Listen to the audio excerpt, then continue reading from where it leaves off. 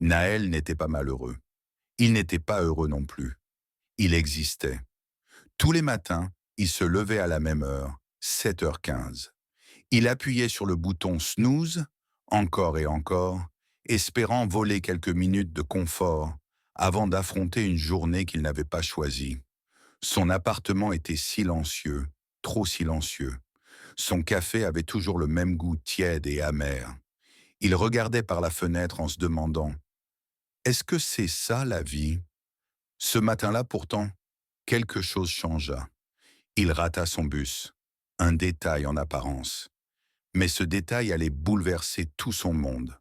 En marchant à contre-cœur vers une autre station, il croisa une vieille dame assise sur un banc. Elle lisait un livre à la couverture intrigante. « Et si votre vie ne vous appartenait plus ?» Naël ralentit, attiré malgré lui. Elle leva les yeux, le fixa avec une bienveillance étrange et dit calmement: « Tu veux savoir pourquoi tu t'arrêtes ?» Surpris, Naël répondit: « Par curiosité. » Elle sourit doucement. « Tu ne fais plus rien par curiosité depuis longtemps, mon garçon. Tu fais par habitude. Tu vis en mode automatique. Mais aujourd'hui, tu viens de faire un premier pas. Continue de marcher. Le monde a quelque chose à te dire. » Naël, troublé, hocha la tête et reprit sa route. En passant près d'un parc, il aperçut un enfant allongé dans l'herbe, les bras écartés, fixant le ciel. L'enfant dit sans détour: « Tu vois ce dragon là-haut ?» Naël regarda le nuage et répondit machinalement: « C'est un nuage. » L'enfant, sans le quitter des yeux, dit: « Non, c'est un dragon. T'as juste oublié comment regarder autrement. » Naël resta figé. Ce gosse venait de réveiller en lui quelque chose, une vieille mémoire. Lui aussi, autrefois, voyait des formes dans les nuages, des mondes dans les arbres, de la magie dans les flaques d'eau. Il poursuivit sa route, le cœur un peu plus ouvert.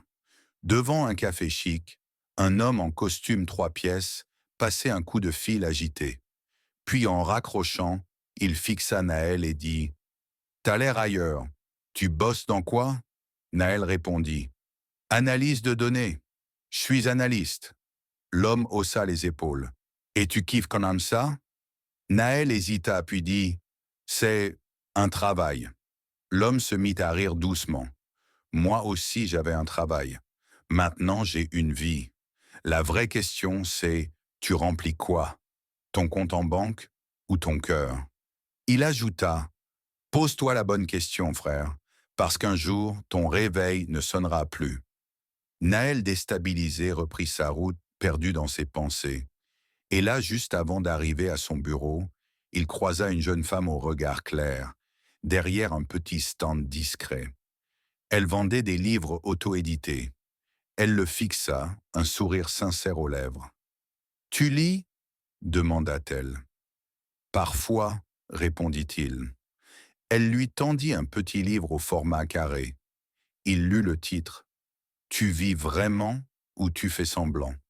Il ouvrit la première page où était écrit en lettres sobres: « Quand tu t'éteins lentement chaque jour, appelle ça une alerte, pas une habitude.